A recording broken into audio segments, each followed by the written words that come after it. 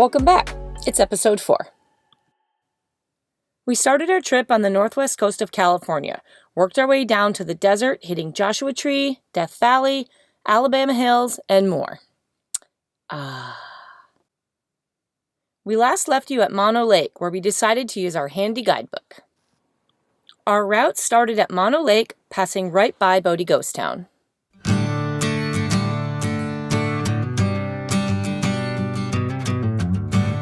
This is Bodie, or what remains of it. Only 5% of the original buildings remain.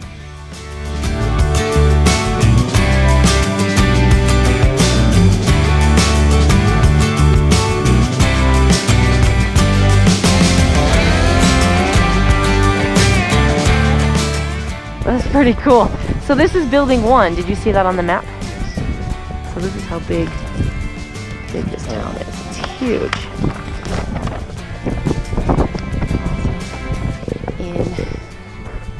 Some of the old houses is legitimately left as is. Here's the 1879, but not now. Wow, it was big. Yeah. I mean, it's still big, but Ghost Town in 74, yeah, they've lost a lot. Yeah. Life here progressed at a slow pace until 1877, when a mine collapsed and revealed gold ore. Word spread fast, making Bodie California's third largest city until 1881, buildings, hosting over 8,000 residents. You will see Longmire.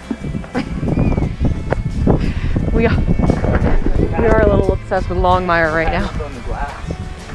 Oh yeah. Oh, even better. Look at that.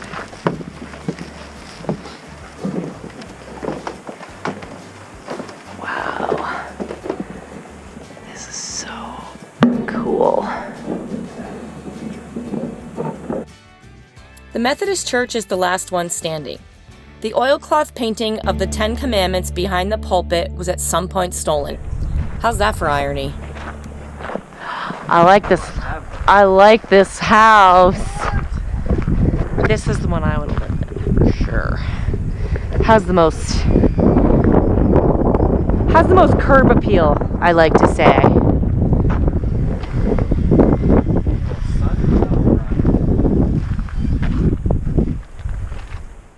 Bodie was the truest of Wild West towns.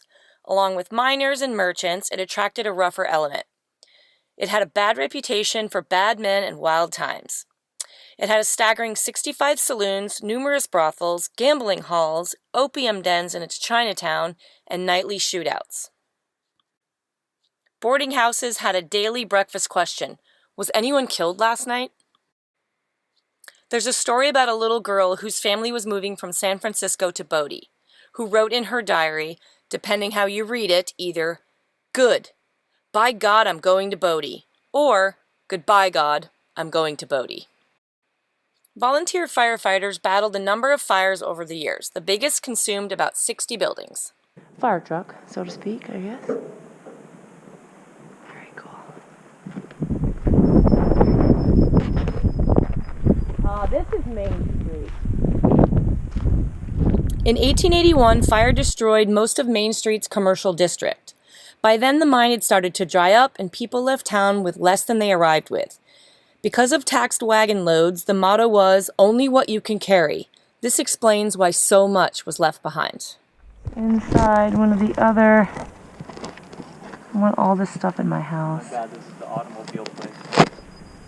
Shut up. This has to be original. All the auto parts. Look at the oil fillers. Well, you're gonna freak out, those gas pumps behind you. What the fuck? Such a boy thing. Population dwindled, but some mining did continue until 1942, hence the modern improvements. Headed to the morgue.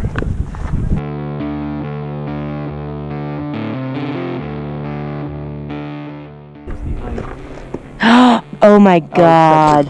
No way. No. No way. This is... No. I knew this was going to be creepy, but I didn't know it was going to be this creepy.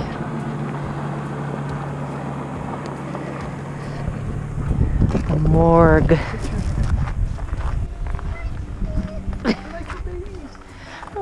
The babies probably always died. They probably did. Young, like got sick. Oh my god. Plus people were tiny back then, but not this tiny. I don't know, look how short that door is.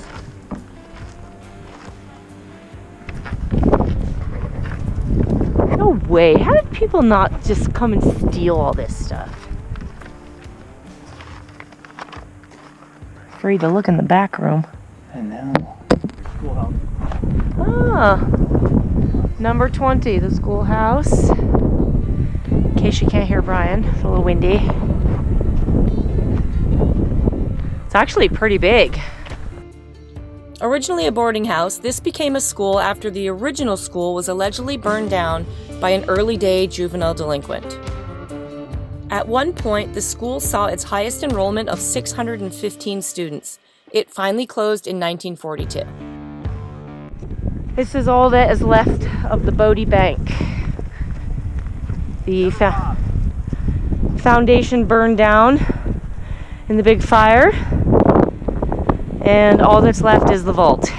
Oh, we got a peek in there. Is there any money in there? I doubt it. Oh shit, there is a total... No way. What?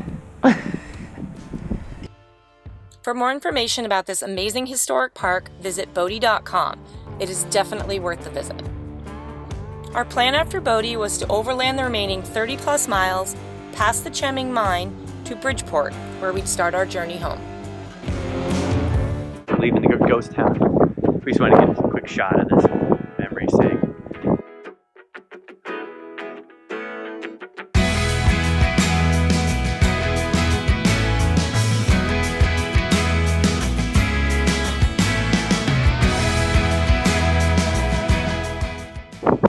Here's the road we're taking.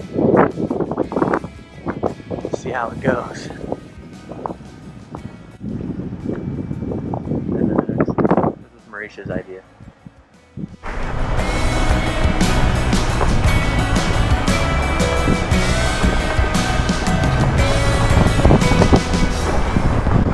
We're driving in a cloud, so it's a little trippy. Yeah, try not to wake up clouds.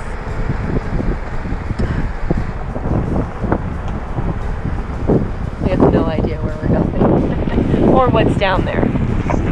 And there's snow. Holy crap. Yeah, we're crazy. See how high we are? It's 37 degrees, so we're assuming we're pretty freaking high. I don't know. I want to see it right now. I thought it did, but... Elevation 9,900. 9,900. That's awesome. Seems so far so good.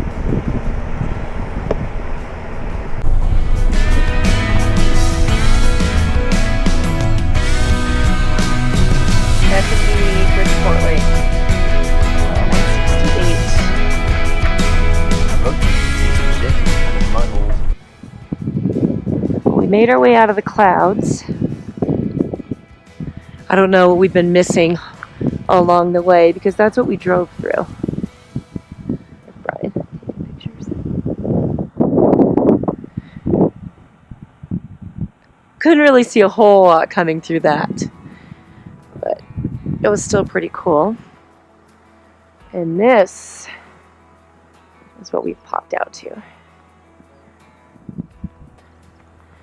May or may not camp up here. It's about 32 degrees Fahrenheit. Be a nice way to test out the heater. We'll see. It's still pretty light out. We have to make up some ground. We have Jamie's lift.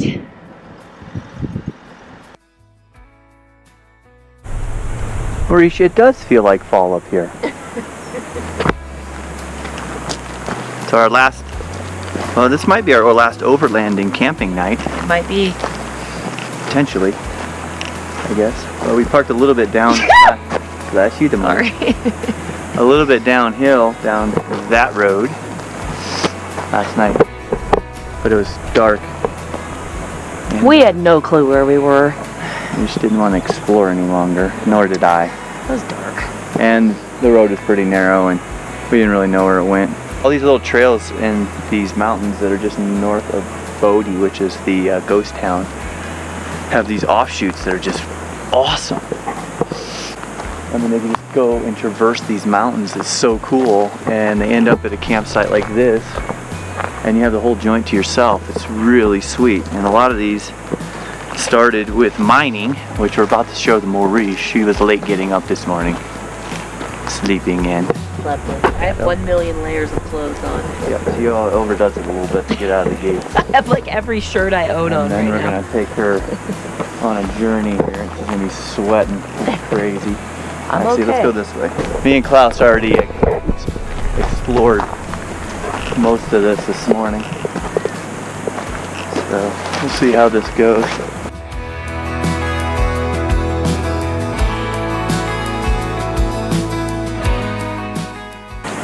This is a collapsed mine shaft. That's creepy. We didn't find any gold so far. I'll see.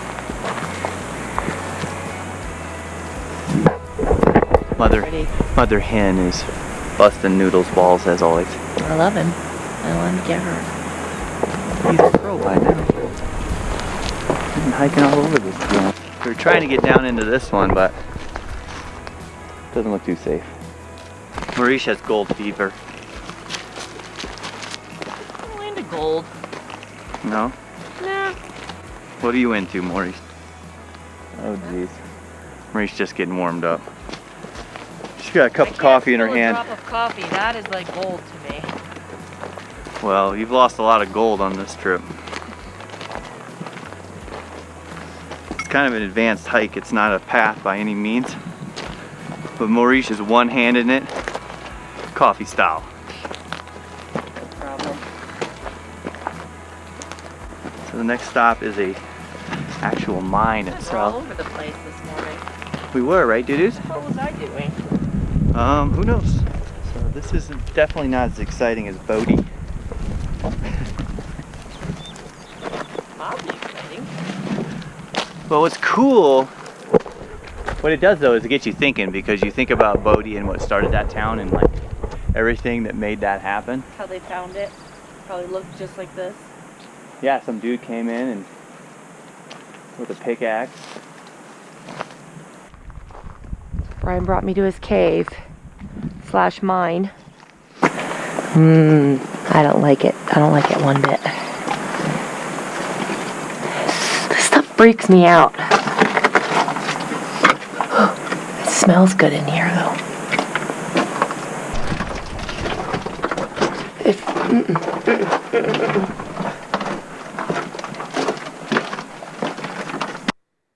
After exploring around, we continued our drive to check out the abandoned Chemming mine. The battery on the GoPro died, so you'll have to enjoy some photos.